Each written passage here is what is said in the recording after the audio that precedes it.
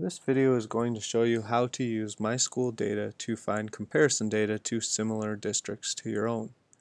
The first step is go to My School Data website, K-12th grade, student assessments, and then either the 3-8 assessments or the high school assessments.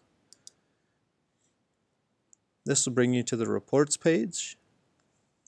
The next step is to click on the little yellow edit report button.